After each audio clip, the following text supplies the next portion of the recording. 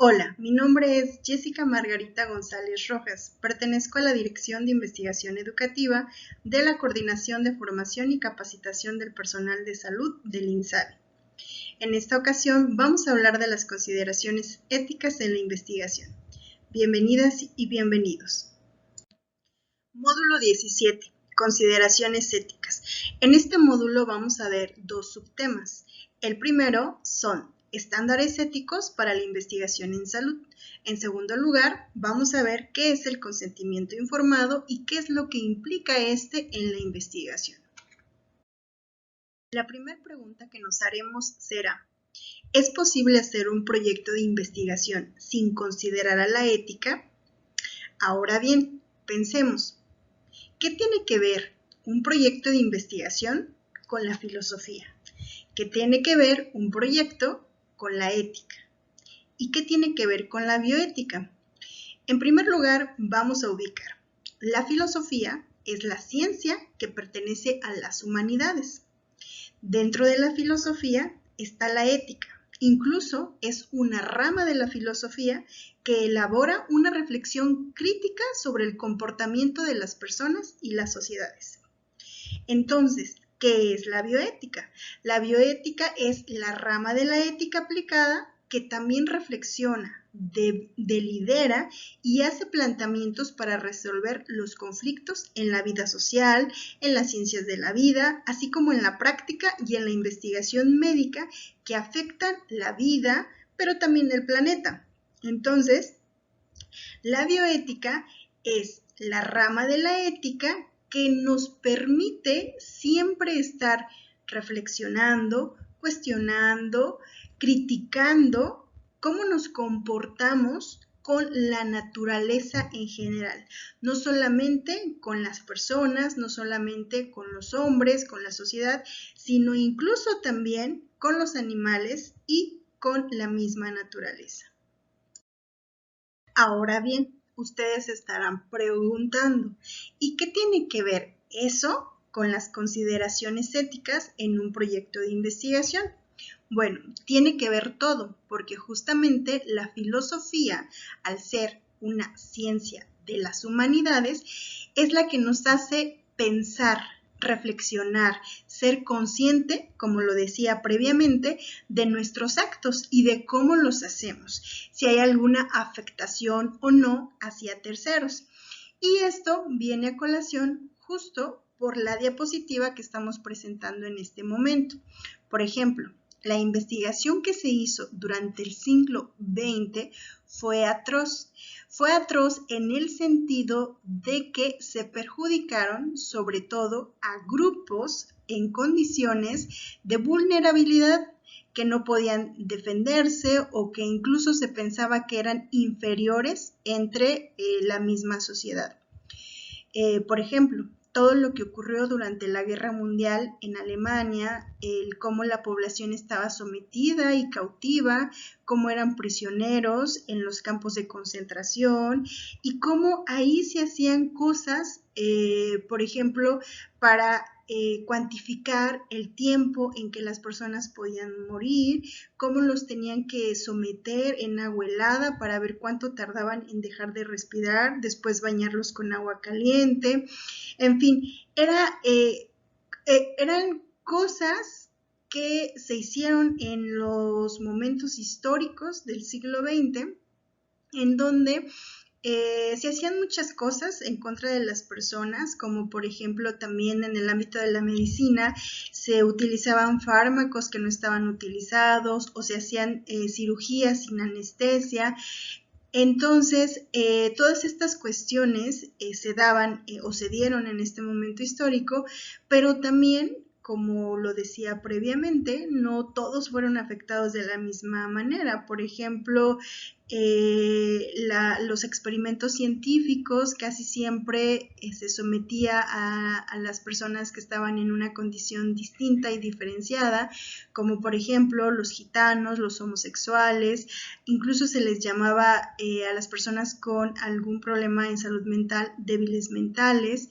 Y pues todo este grupo de personas tuvo este sometimiento, esta tortura y este desconocimiento, y Pareciera que estos hechos son históricos y que no tienen nada que ver con la investigación, pero muchos de estos actos imperdonables también tienen que ver con la experimentación humana que se hizo sin fundamento. Pueden ver, lo que hemos visto hasta ahora tiene mucha relevancia con la investigación, porque a partir de lo que se hizo, a partir de estos acontecimientos que afectaron a las personas, que les hicieron daño, que les hacían cosas sin que ellas se enteraran, que simplemente eran objetos de los intereses de ciertos grupos de poder, es que justamente la filosofía nos hace pensar y nos hace hacernos varias preguntas. En este caso, ¿cuáles fueron las omisiones? ¿Eso era correcto? ¿Eso era debido? ¿Eso era pertinente?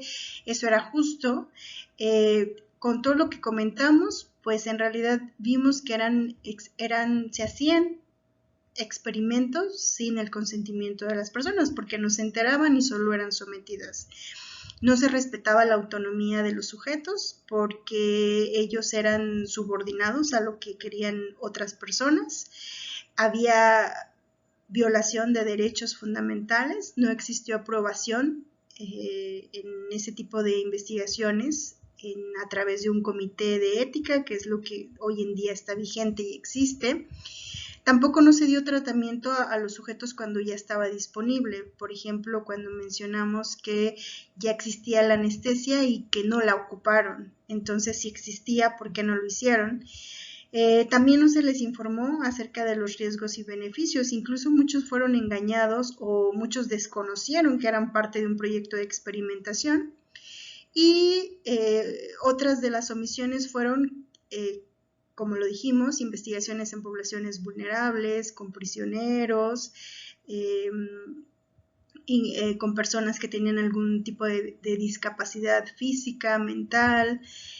Se calificó como falta de humanidad todos estos actos. Entonces, en consecuencia, en ese tipo de experimentaciones nos queda preguntarnos, ¿se llevaron a cabo investigaciones que consideraron los principios o no los consideraron y de qué tipo de principios estamos hablando? Entonces, ¿qué fue lo que pasó después de la Segunda Guerra Mundial? Bueno, pues los países que ganaron dijeron, hagamos una pausa, pensemos qué estamos haciendo como humanos, qué derecho tenemos algunas sociedades, algunos países, de decir que otros son inferiores a nosotros e incluso abusar para cometer actos o crímenes que vayan en contra de la paz, que generen la misma guerra, conspiraciones. En términos generales, en Alemania lo que sucedió pues fue un genocidio judío por el tipo de creencias, la religión. Entonces, a partir de la Segunda Guerra Mundial fue paremos, reflexionemos, justo pensemos, seamos conscientes de en qué nos estamos convirtiendo. Es una guerra de humanos contra humanos y fue por eso que surgió el juicio de Nuremberg, en donde pues este se llevó de 1945 a 1946, pero sobre todo a partir de aquí cambiaron muchísimas cosas en materia de derecho y fue un momento histórico en el que a nivel mundial y de manera pública se condenaron estos actos inhumanos y se pensó, o sea, este fue un ejemplo de cómo en esta época nazi los condenados en el juicio, pues fueron condenados, por ejemplo, en el ámbito de la salud, porque no solamente pues fue atroz lo que hicieron a nivel mundial, solo por cuestiones o creencias religiosas, actos racistas, pero también en el ámbito de la salud y la medicina, porque también hubo este tipo de condenamientos de condenas a varios médicos que pues no respetaban los protocolos, porque no existían protocolos o normas éticas sobre la experimentación en humanos. Entonces el juicio de Nuremberg fue el primer documento que planteó explícitamente la obligación de solicitarle a las personas que formen parte de una investigación, que estén enterados, que estén informados y que sepan qué consecuencias puede tener participar o no. Entonces, fue a partir de este momento que se puso atención en que las personas tenían derecho a decidir si participaban o no y bajo qué consecuencias, pero sobre todo que estuvieran informados. Entonces, la bioética es útil porque hace de alguna manera la transparencia explícita que se necesita para decir, tanto verbal como de manera escrita, qué vamos a hacer y cómo lo vamos a hacer. Entonces, de ahí la importancia en el que a partir de este momento histórico se pensó y se reflexionó para lo que podría venir en el futuro y anticipar que estos actos no se volvieran a repetir. Posteriormente, después de 1947, que fue cuando se llevó a cabo este juicio, entonces en 1964, la Asociación Médica Mundial, en esta ola de hacer cosas diferentes a lo que se había hecho en el pasado, es que declara ahora sí que la Declaración de Helsinki como una propuesta para decir debe haber una guía, debe haber una orientación de cuáles deben ser los principios éticos básicos o elementales para poder llevar a cabo investigación médica en seres humanos. Y esta pues tiene que ver con todo el material humano, con toda la codificación e información que tienen los cuerpos de las personas y cómo podemos identificarlos. Pero fue el documento que orientó para que pues las cosas tendrían que hacerse distintas y de alguna manera legitimar el conocimiento de las investigaciones. Siguiendo esta línea del tiempo, después de 1964 surge otro documento igual de relevante. Este es emitido por el Departamento de Salud de los Estados Unidos. También toma importancia en el sentido de la ética médica y este es el informe Belmont. En este, si bien ya se habían reconocido a los principios elementales en la Declaración de Helsinki, en 1979 en realidad se les pone nombre y apellido y en esta ocasión son 3 los que se ponen a consideración. Uno es el respeto por las personas que participan en la investigación. El segundo es la beneficencia, es decir, cuál es el beneficio que se le otorga a las personas que participan en este tipo de estudios, pero sobre todo cuál es el beneficio para la mayoría de la población, cuál es la justificación, para qué sirve, tiene algún beneficio máximo o no de llevarlo a cabo y en tercer lugar el principio de justicia.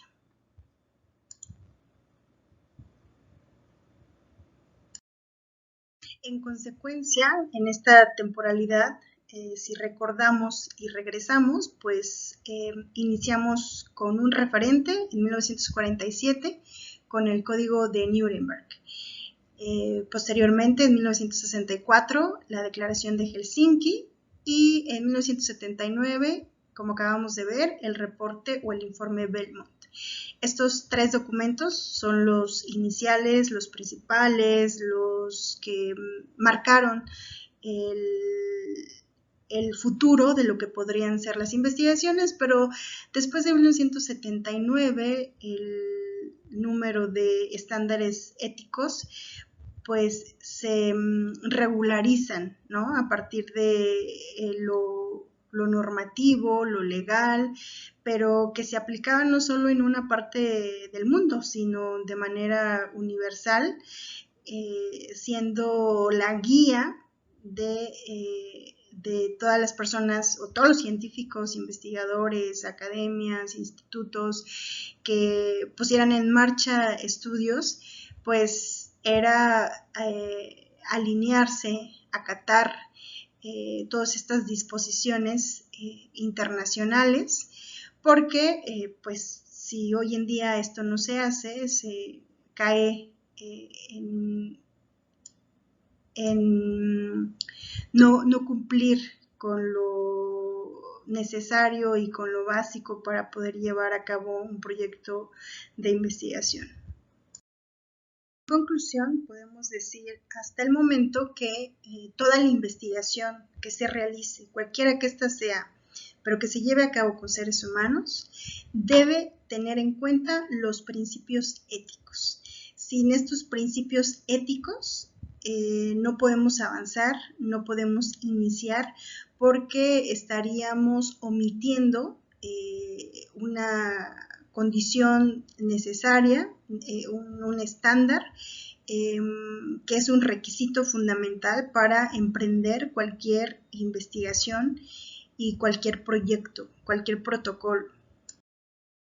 Continuando con la exposición, entramos a un segundo momento en el que, una vez que sepamos ya los antecedentes del por qué surgieron los estándares éticos a seguir, pues a partir de este momento ahora vamos a replantear cuál es el límite de la investigación, cuál es la frontera entre la práctica de lo que se hace en las investigaciones, retomando, por supuesto, los principios éticos básicos, que ya los mencionamos, pero que los vamos a detallar.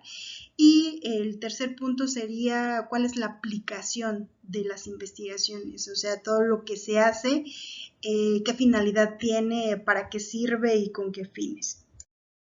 Desglosando cada uno de estos puntos, en primer lugar veremos ¿qué es la investigación? Como ustedes saben, esta se define como toda actividad que plantea un problema, que somete algunas hipótesis para probarlas y también que emite conclusiones y resultados con el único objetivo de generar conocimiento para que a partir de este conocimiento pues se pueda contribuir. Ahora, es muy importante que cuando algún tipo de protocolo o investigación específica tenga un tipo de intervención, en este tipo de intervención lo que se va a buscar es el bienestar del individuo o los individuos que participan en el estudio, pero por supuesto a partir del conocimiento que se va a generar. Y todo esto va a ser muy importante de correlacionar con los principios básicos éticos que ya vimos, que vale la pena ponerlos para que los recuerden muy bien y siempre estar trayéndolos, ¿no?, a nuestras investigaciones. ¿Qué debemos de tomar en cuenta? Justicia, beneficencia, no maleficencia y autonomía. ¿En qué consiste en cada uno de estos? La no maleficencia siempre será hacer el bien, no causar ningún daño. Y también es muy importante dentro de la maleficencia contemplar que la investigación que hagamos sea de calidad y relevancia científica, es decir, que tenga una justificación y que no sea solo una de tantas investigaciones, sino que tenga un propósito y un objetivo. Dentro de la beneficencia, esto es muy, muy importante dentro de la bioética, porque la bioética siempre va a buscar el máximo beneficio posible y va a minimizar el perjuicio que se pueda tener. Entonces, este principio es muy importante en cualquier investigación, porque habrá tipos de investigación que, por ejemplo, se tengan que contemplar ciertos criterios para incluir a las personas o incluso también a los animales, si estamos hablando de una investigación de este tipo, y el sometimiento que se pueda tener, por ejemplo, en un experimento, pues tiene que considerar siempre este principio. ¿Cuál es el menor daño que estoy haciendo y cuál es el máximo beneficio para quién y para quiénes serían beneficiados? Otro de los principios que es de suma importancia es la autonomía, y a diferencia de lo que ocurrió en el pasado, donde no se le informaba a las personas que eran parte de un proyecto, hoy en día tiene que quedar muy claro que las personas siempre deben de estar enteradas que son partícipes de y que tienen la posibilidad de decidir estar en el estudio o no, incluso pueden retirarse en el momento que así lo deseen, a pesar de que ya hayan dado su consentimiento. Y finalmente, la justicia es considerar que cualquier tipo de investigación sea incluyente, no excluyente, pero también que se tenga mucho cuidado con los grupos, los diferentes grupos, que no haya ningún tipo de discriminación por pertenecer a algún grupo originario, por la edad, por el nivel socioeconómico, la escolaridad y también tener mucho cuidado de los recursos que se ocupan para los tipos de investigaciones. Como decía, no excluir. Estos 4 principios de la bioética pues son sumamente importantes porque en ellos estamos protegiendo la identidad de las personas, la confidencialidad y podemos evitar cualquier tipo de coerción siempre con el objetivo de cuidar a las personas que participan en los proyectos.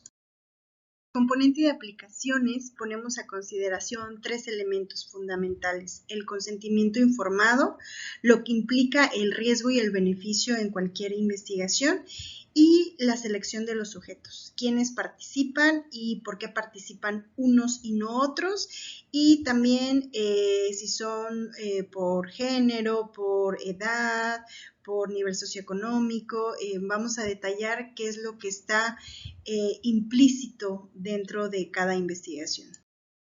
Para contemplar todo lo que conlleva una investigación, consideré importante presentarles este documento que se denomina Pautas Éticas Internacionales para la Investigación relacionada con la salud con seres humanos, que fue elaborado por el Consejo de Organizaciones Internacionales de las Ciencias Médicas en colaboración con la Organización Mundial de la Salud, y este documento nos menciona diferentes y diversos puntos que deberíamos de considerar en cada investigación. Los voy a mencionar rápidamente solo para hacer visible que una investigación no es una tarea sencilla y que hay muchas cosas que no se mencionan, no se consideran y que se dan por hecho o son implícitas. Y nuestra labor como investigadores, como científicos interesados en la contribución al conocimiento, pues es importante tomarlos en cuenta. Por ejemplo, el valor social y científico. La investigación en entornos de escasos recursos, aquí cuidando de que no se hagan investigaciones en lugares donde los fines lucrativos o políticos estén detrás. El punto 3, cuidar la distribución equitativa de los beneficios para las personas, tanto de manera individual o por grupos. Por ejemplo, enfermedades que no son tan relevantes o que no tienen un porcentaje muy elevado epidemiológicamente y que se cuestionan, ¿no?, del por qué algunas investigaciones se centran más en lo que es más demandante, pero sin embargo es muy importante poner en consideración que también ese tipo de enfermedades, que aunque sean para grupos muy muy pequeños y insignificante estadísticamente, pues valdría la pena como poner atención en esa distribución en cuanto a los recursos, pero también a los beneficios que pueden haber en las investigaciones. La pauta 4 tiene que ver con los riesgos de la investigación y en la pauta 5 con los mecanismos en el control de ensayos clínicos.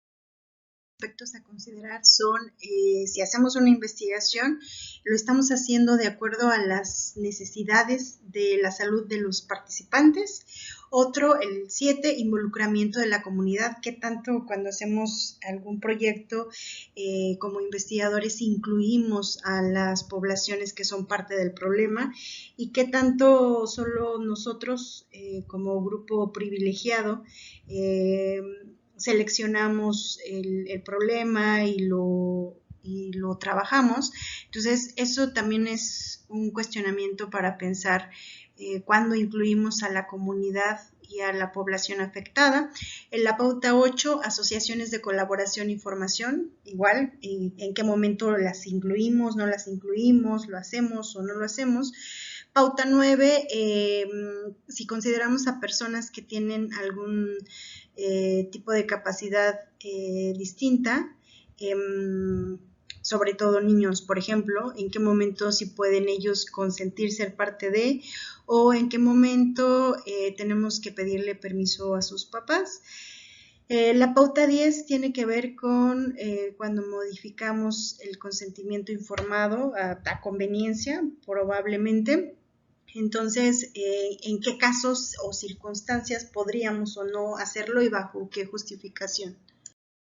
La pauta 11 y 12 son muy delicadas porque una tiene que ver con el uso de los materiales biológicos y la otra con el uso de datos. Entonces, estos dos aspectos nos hace pensar en la confidencialidad y también en el uso, como lo dice ahí, en el uso que le podemos dar a los datos que contenemos en las investigaciones. En este caso puede ser no para la beneficencia, sino para la maleficencia, pero también con algún interés económico o político. En la pauta 13 tiene que ver, la 13 y la 14, con la compensación. Una para los participantes y la otra en caso de que, por ejemplo, alguna persona haya participado en una investigación, sobre todo una intervención, pero que haya tenido efectos colaterales por participar en un protocolo específico. Entonces ahí también tendría que haber una compensación por ese daño o esa afectación. Y la pauta 15 viene muy relacionada y vinculada con los grupos de personas vulnerables que participan en los estudios. Por ejemplo, los adultos que no tienen capacidad de dar consentimiento. Por ejemplo, pensemos en alguien que ya está en una condición de salud, que no puede caminar, no puede hablar. Sin embargo, puede ser considerado para un estudio. Entonces ahí ¿cuál sería el criterio para incluirlo o no? Y si se incluye, ¿cómo estaríamos beneficiando o perjudicando a este tipo de personas? La pauta 17 tiene que ver con estudios específicos en niños y adolescentes. La pauta 18 con mujeres. La pauta 19 aún mucho más específico, mujeres durante el embarazo y la lactancia. Y el punto 20 con desastres y brotes de enfermedades. Finalmente, la pauta 21 tiene que ver con los ensayos aleatorizados por conglomerado. La pauta 22, el uso de datos obtenidos en línea. La pauta 23 hace alusión a los requisitos para que cualquier protocolo sea revisado y aprobado por comités de ética en investigación. Aquí es importante señalar que convencionalmente algunos proyectos no son sometidos e incluso muchos investigadores no saben que esto es necesario y ejecutan el proyecto e incluso hasta lo publican sin tomar en cuenta esta pauta. Finalmente, la pauta 24 hace alusión a la rendición pública de cuentas y la pauta 25 el conflicto de intereses de todas aquellas personas que están involucradas y que no deberían tener algún interés personal, profesional, económico de por medio.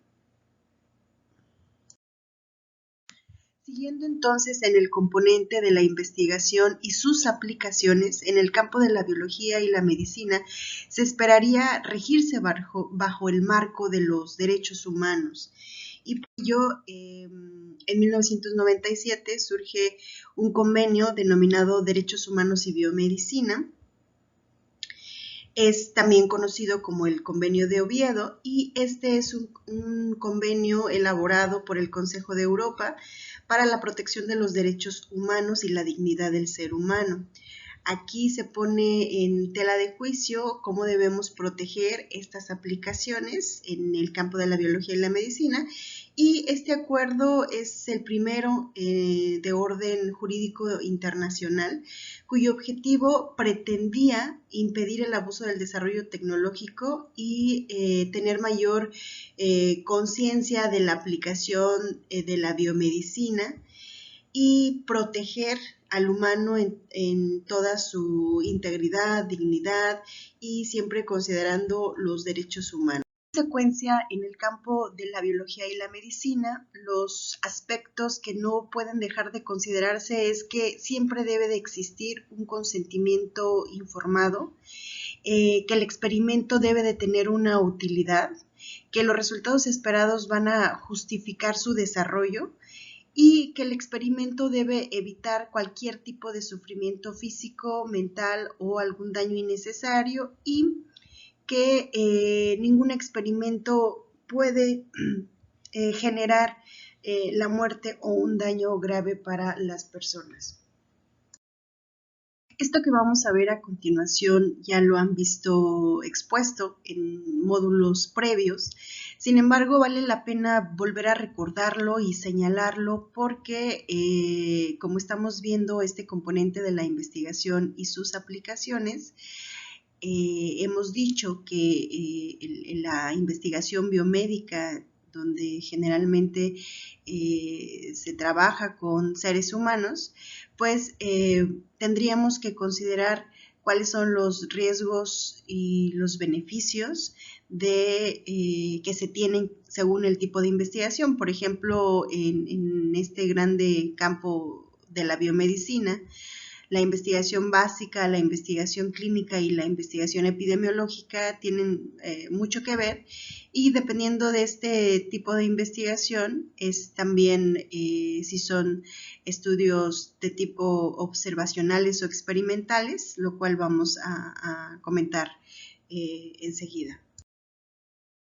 Desde el punto de vista metodológico, los estudios con poblaciones humanas se clasifican en dos: no intervencionales y intervencionales.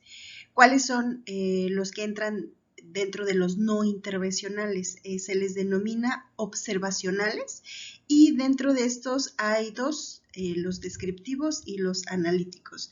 Los estudios observacionales generalmente tienen que ver con los descriptivos, con ahora sí que describir los fenómenos, y dentro de estos va a haber otros tipos como series de caso, estudios de registros médicos, estudios de incidencia y prevalencia. Los analíticos son aquellos que nos permiten interrogarnos e investigar las causas del fenómeno, y dentro de estos hay otra subclasificación que son los estudios de corte, los estudios de casos y controles y los experimentos naturales.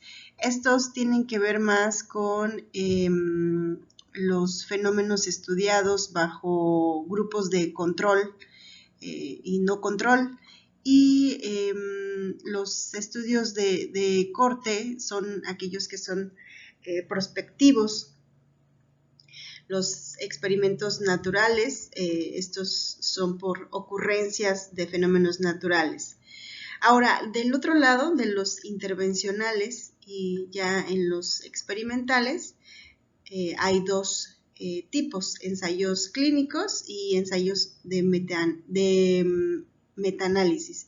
Los estudios experimentales generalmente evalúan el impacto producido por alguna intervención. Los clínicos son propiamente estudios con experimentos planeados que evalúan el impacto de cada intervención.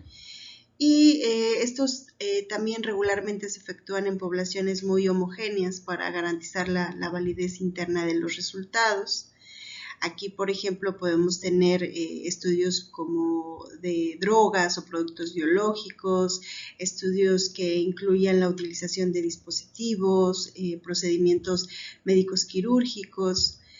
Y los estudios experimentales de metaanálisis, estos constituyen una piedra angular de la medicina basada en evidencia. Entonces, en general, estos estudios son los que forman parte de la investigación biomédica y en los que hay que considerar cuál es el riesgo y el beneficio según los objetivos planeados. Desde esta perspectiva, específicamente la investigación clínica tiene por objeto producir conocimiento para mejorar la salud y el bienestar de los sujetos que participan en la comprensión de la biología humana. Sin embargo, los requisitos éticos e indispensables es que todos aquellos sujetos que formen parte de la investigación no sean usados, sino que sean tratados con respeto. ¿Cuáles son las investigaciones sin riesgo? Estas son aquellas que utilizan métodos de investigación documental que no requieren de ninguna intervención o modificación en cuanto a variables fisiológicas, psicológicas o sociales de los individuos. Y sobre todo este último punto es que no se tratan aspectos sensitivos de su conducta. Aquí, dentro de esta investigación sin riesgo, pueden entrar estudios que ocupan cuestionarios, entrevistas, revisión de expedientes clínicos y otros que tienen un objetivo, que obtienen información, pero no hay un aspecto que ponga en riesgo la integridad o la dignidad de las personas que participan en este tipo de investigación. ¿Cuál es la investigación con riesgo mínimo? Aquí entran los estudios prospectivos que utilizan procedimientos regulares con exámenes físicos o psicológicos de acuerdo a un diagnóstico o un tratamiento. Aquí la diversidad de estos procedimientos son distintos, de distinta índole, pero podemos mencionar algunos, por ejemplo, estudios en donde se someten pruebas de agudeza auditiva, se hacen estudios de electrocardiograma o termografía, colección de excretas y secreciones externas, cuando puede obtenerse la placenta durante el parto, en fin, todos estos ejemplos nos hablan de aquellos procedimientos que tienen un riesgo mínimo, pero no por tener un riesgo mínimo no debemos dejar de considerar también los principios básicos éticos elementales que ya hemos visto, sin que pongan en riesgo la integridad, la dignidad y el daño a las personas al participar en estos.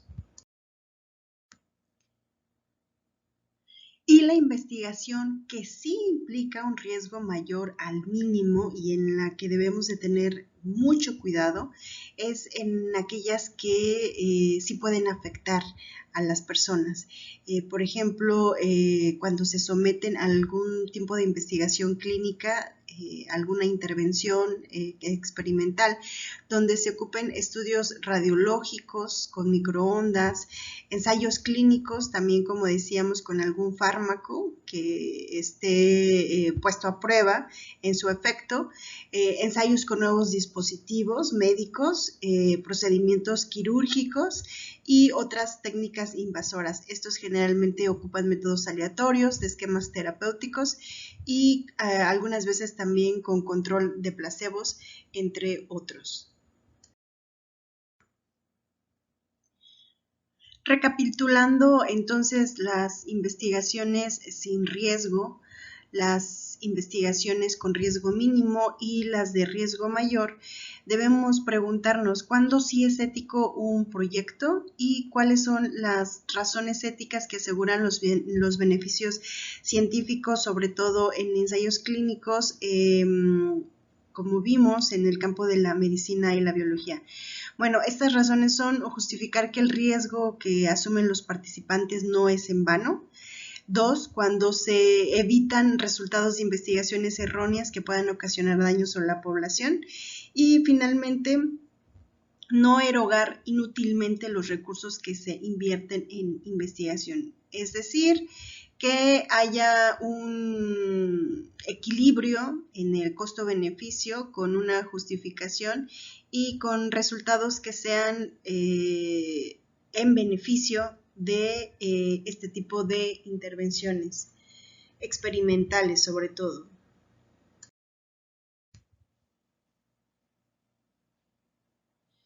Retomando el Convenio de Oviedo de 1997, que tiene por objetivo la protección de las aplicaciones de la medicina y la biología en seres humanos, es que debemos plantearnos que como investigadores nosotros tenemos la obligación de asegurar que los individuos que participan en la investigación clínica lo hacen de acuerdo a sus intereses y preferencias y no a conveniencia de nosotros. También nuestro papel es respetar sus decisiones de manera autónoma, como mencionamos anteriormente. Si en algún momento deciden salirse, tendríamos que aceptar esa decisión y finalmente ellos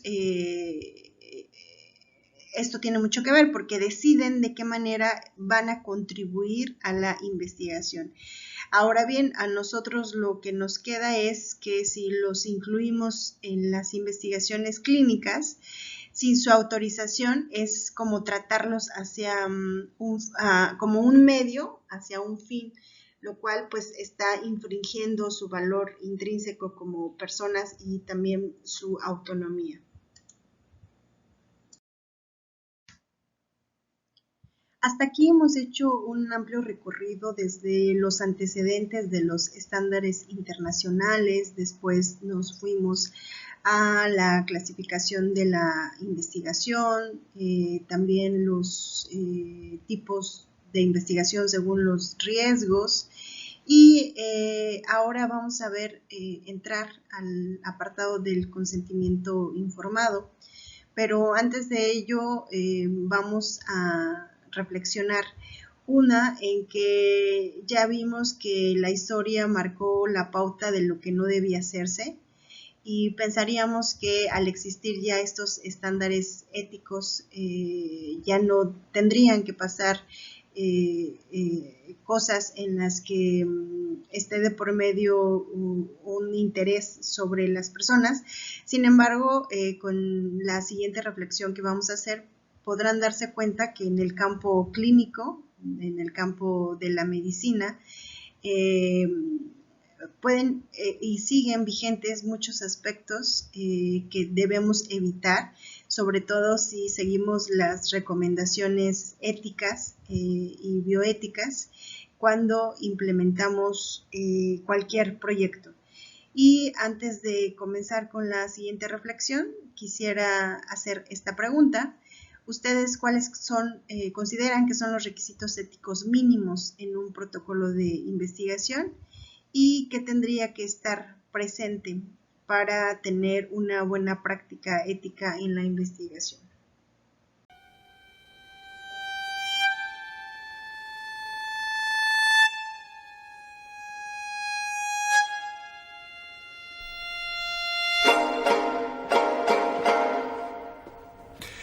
Tiene cáncer. Señorita Bering, tiene usted un cáncer ovárico metastásico avanzado. Continúe. ¿Es profesora, señorita Bering? Igual que usted, doctor Kilikian. Sí, claro. Bien, verá, presenta usted un crecimiento que pasó desapercibido en las fases 1, 2 y 3. Y ahora es un insidioso adenocarcinoma. ¿Insidioso? Insidioso significa indetectable en su fase. Insidioso significa traicionero. ¿Puedo continuar? Sí, por supuesto. Bien. En un carcinoma epitelial invasivo, el tratamiento más eficaz es sin duda la quimioterapia. Estamos desarrollando una combinación de fármacos pensada para la localización ovárica inicial, con el objetivo de administrarla a partir de la fase 3. ¿Voy demasiado rápido? No. Bien. Deberemos hospitalizarla para cada ciclo del tratamiento. Tras los primeros 8 ciclos haremos otra serie de pruebas. El antineoplásico sin duda afectará a algunas células sanas, incluidas las del tracto gastrointestinal, de los labios del ano y los folículos capilares. Por supuesto, confiamos en su valor para resistir los efectos secundarios más nocivos. Señorita Bering. Por favor, disculpe. ¿Tiene alguna pregunta? Por favor, continúe. Quizá haya algún término nuevo, quizá... No, está siendo muy minucioso. Bueno, me empeño en ello y siempre lo enfatizo ante mis alumnos. Oh, yo también. Minuciosidad, siempre se lo digo, pero por principio son adversos al trabajo concienzudo.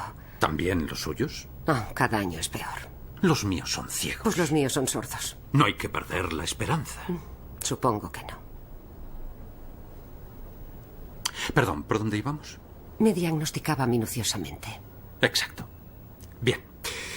El tumor se expande muy deprisa y este tratamiento es muy agresivo. ¿Bien hasta ahora? Sí. Será mejor que mientras no trabaje. Ningún problema. La primera semana de cada ciclo será hospitalizada para quimioterapia. La semana siguiente se sentirá cansada. Las 2 siguientes estará bien, relativamente. ¿Así durante 8 meses? Es el tratamiento más potente que podemos ofrecerle. Y como investigación será una gran aportación a nuestros conocimientos. Conocimientos. Claro.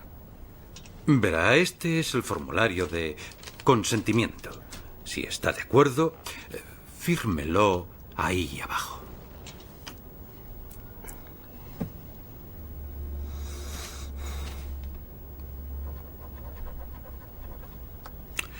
¿Hay algún familiar a quien quiera que le explique esto? No será necesario. Bien. Lo más importante es que reciba la dosis completa de quimioterapia. A veces los efectos secundarios le harán desear una dosis menor, pero tenemos que ir a fondo. Doctora Bering. Sí. Deberá ser muy fuerte. ¿Cree que podrá ser muy fuerte? No se preocupe. Bien.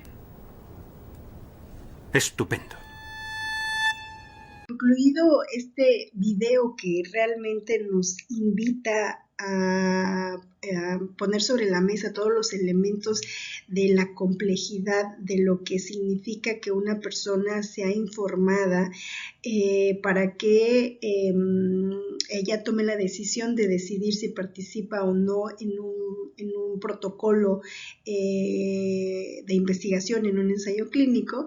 Pues lo que vemos es que a pesar de que el médico le otorga toda la información, a pesar de que son pares, a pesar de que son profesores, académicos, y pareciera que tuvieran un lenguaje similar, pues las condiciones en las que generalmente se da esta jerarquía entre el que sabe y la persona que no, generalmente es distinto. Sin embargo, como se ve en el video, posteriormente o en esta película de la vida real, lo que nos pone es que después ella misma dice, debí haber preguntado más, ¿no? Aunque al inicio pareciera que había entendido todo, ya durante, si ustedes tienen la oportunidad de ver la película, cuando ella es sometida realmente como experimento y objeto de la ciencia, pues se da cuenta que todo lo que le dijo el médico era poco con lo que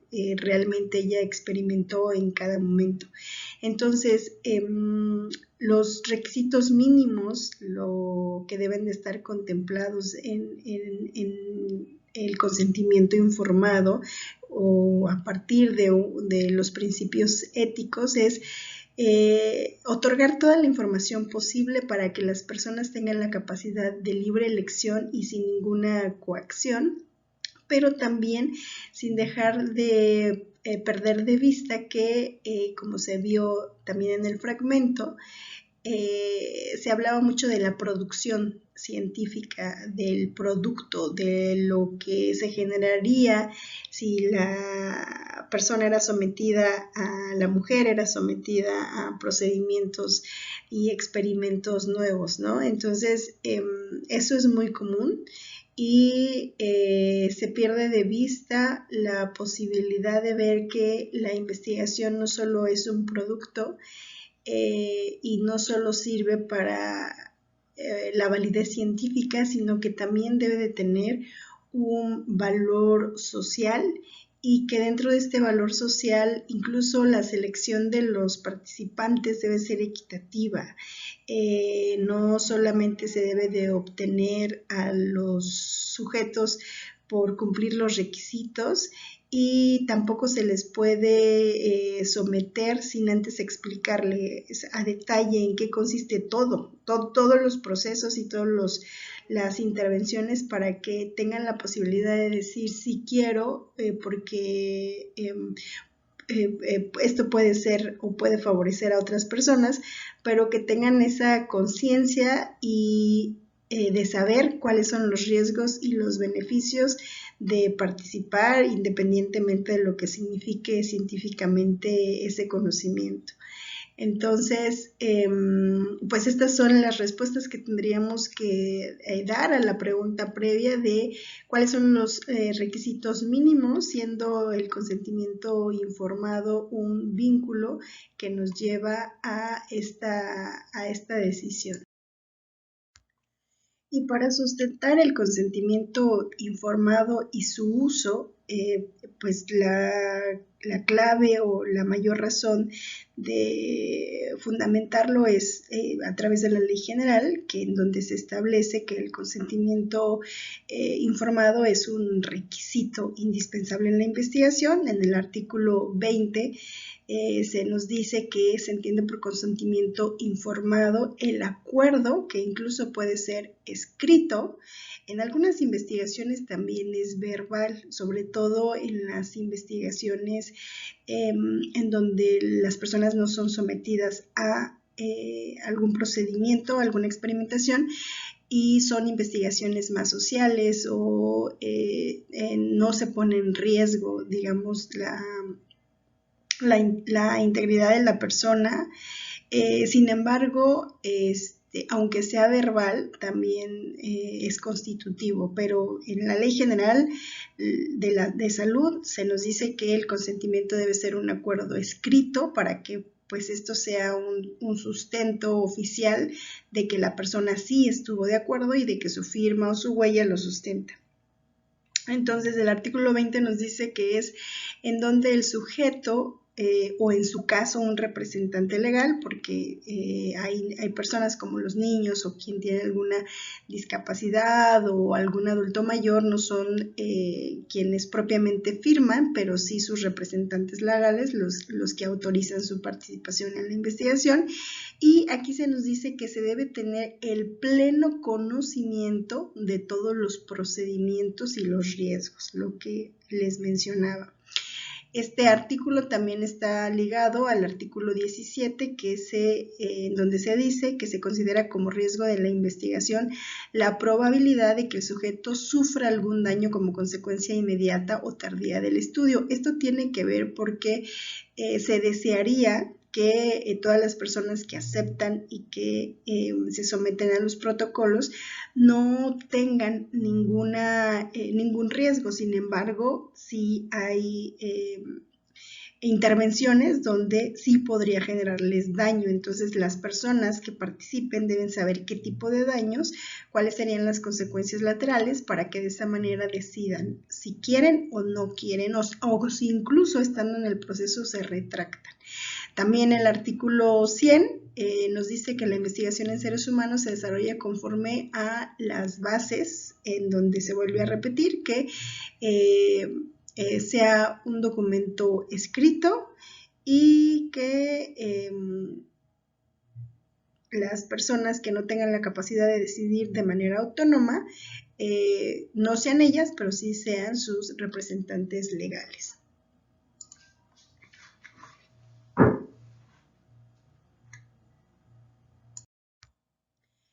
además de la Ley General de Salud que sustenta el uso del consentimiento informado, pues también existen otros documentos que se han reformado, que se han complementado para el uso del consentimiento informado, como por ejemplo el reglamento de la Ley General de Salud en materia de investigación para la salud, que salió después del artículo en la Ley General de Salud de 1984.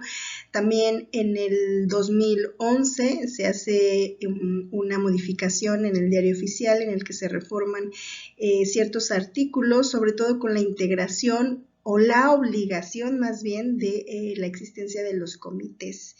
En octubre del 2012 también se vuelve a hacer una modificación para la integración del funcionamiento de los comités de ética en investigación y se establece igual como obligatorio en unidades hospitalarias. En el 2013 también hay una modificación a la norma 012 del 2012 que establece los criterios para la elección de proyectos de investigación para la salud en seres humanos, también los lineamientos para cumplir las buenas prácticas clínicas en la investigación para la salud y finalmente la Guía Nacional para la Integración y el Funcionamiento de los Comités en Ética en Investigación.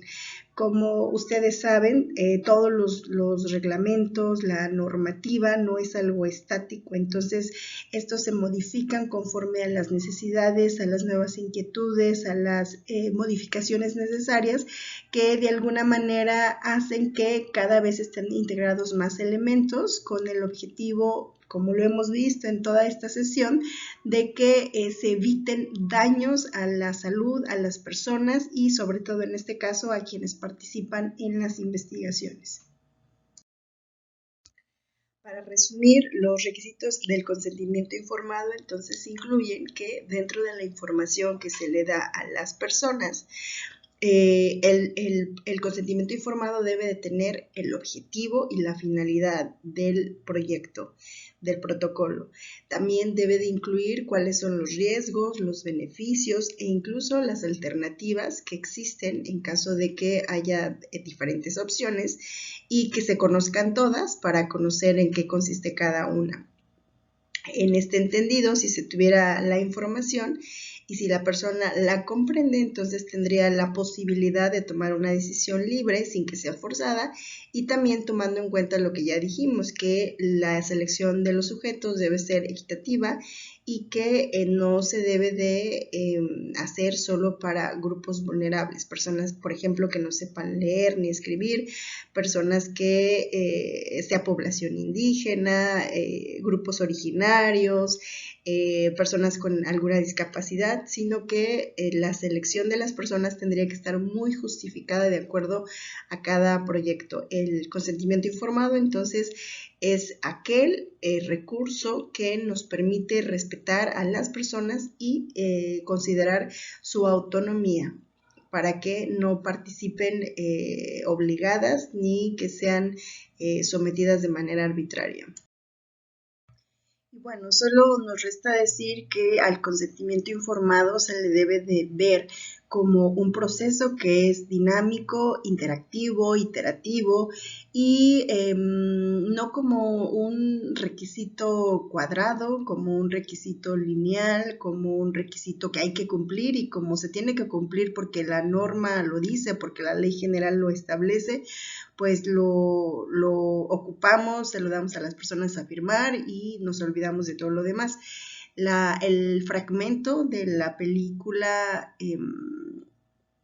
nos da la posibilidad de sentir, escuchar, ver que esa es una ficción de la realidad, pero que en la realidad es muy común, muy convencional, que las personas en el silencio y en la invisibilidad sean partícipes de muchos proyectos en el mundo, en la investigación, y que sean maquinaria justo para cumplir solo con el requisito de que se les dijo, se les informó, y muchas de ellas en silencio pues sufren todos los estragos de lo que va a ser ser parte de un experimento científico.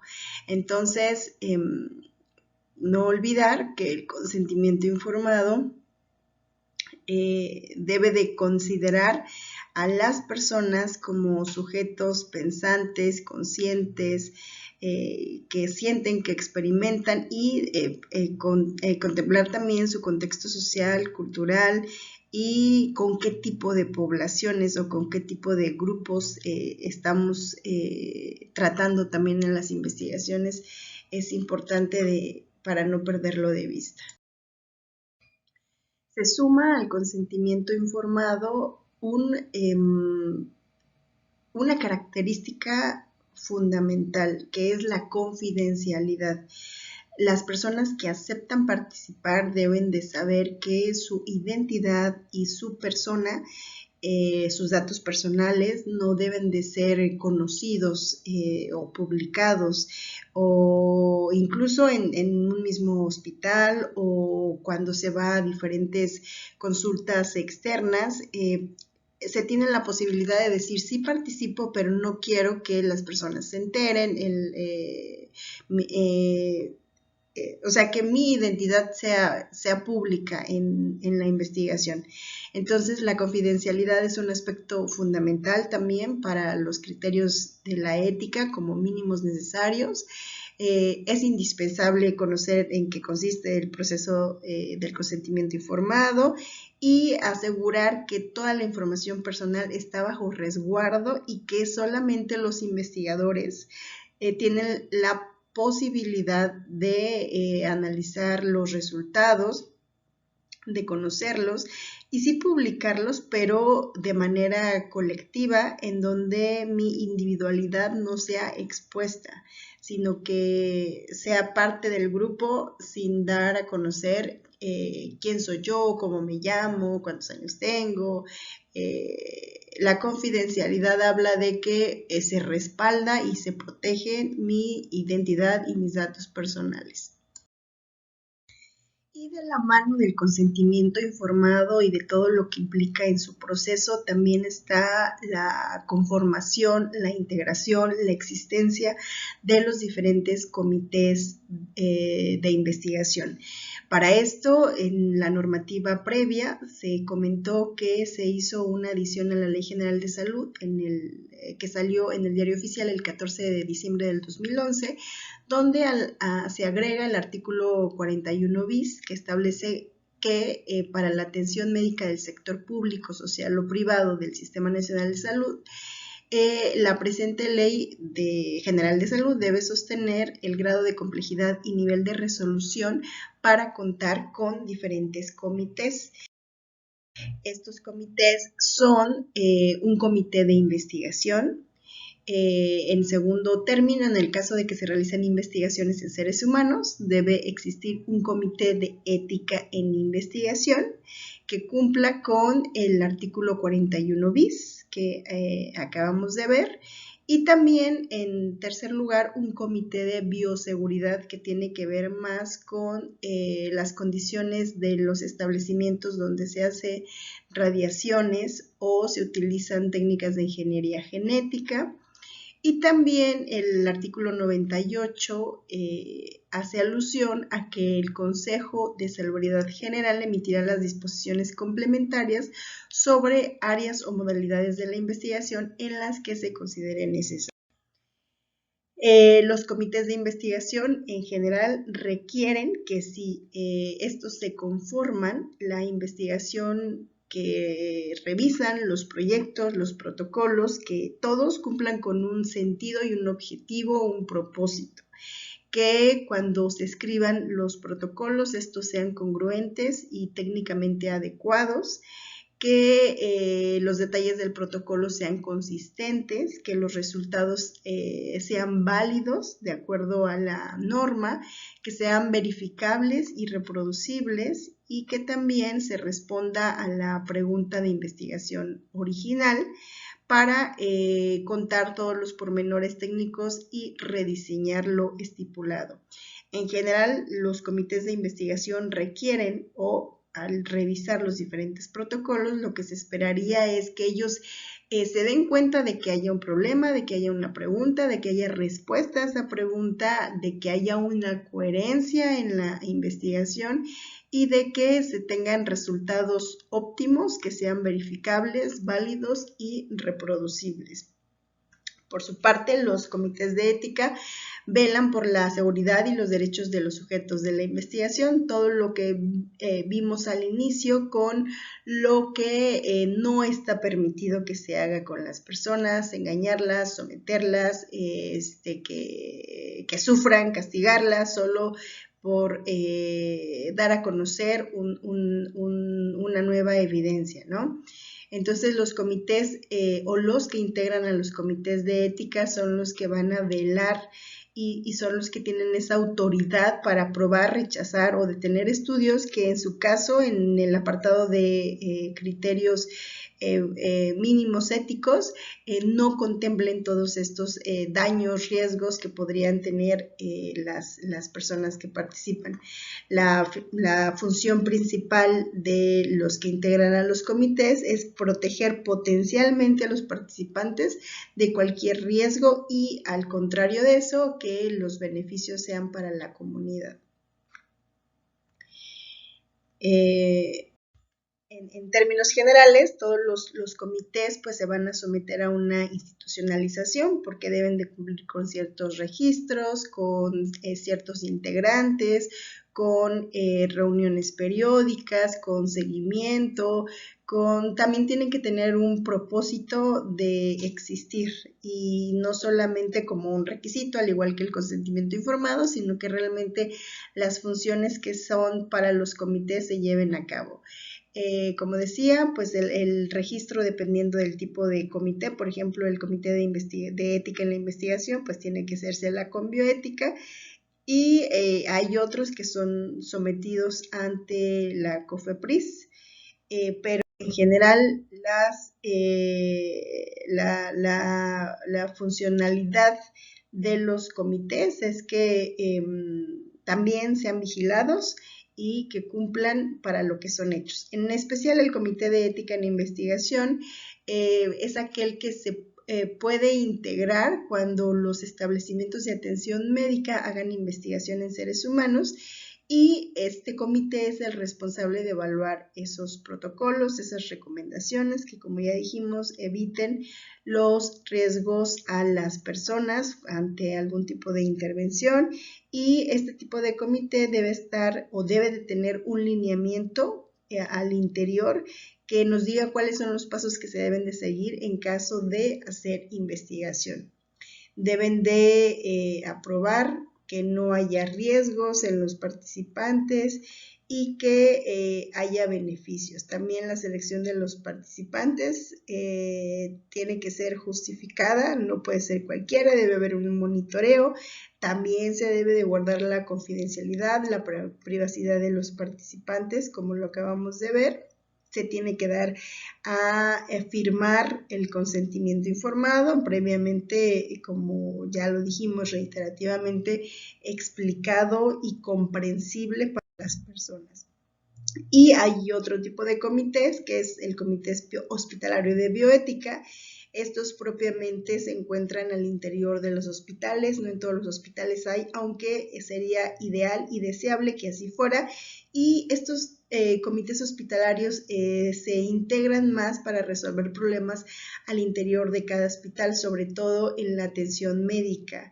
Se integran por diferentes sujetos, no solamente profesional médico, también pueden estar familiares, también pueden estar los mismos pacientes, incluso otras autoridades u otros líderes, como por ejemplo un sacerdote, que también entra en temas de creencias, de idiosincrasia, de religión, en la discusión bioética, por ejemplo, en una atención médica. Un asunto muy frecuente es, por ejemplo, con los testigos de Jehová, cuando la persona está en riesgo, pero ellos se niegan a que se les hagan transfusiones sanguíneas. Entonces los comités hospitalarios de bioética pues tienen estas reuniones también para discutir y deliberar los dilemas éticos.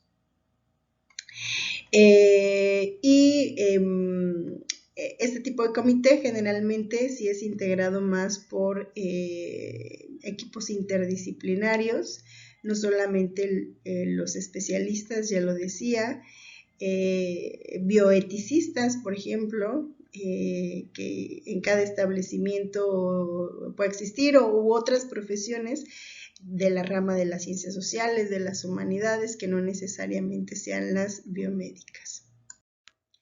Finalmente, no me queda más que agradecerles su atención y el llegar hasta esta parte final, y solo recordarles que este tema es sumamente importante y que a partir de ahora el compromiso social y la responsabilidad ética que van a tener como investigadores es muy importante.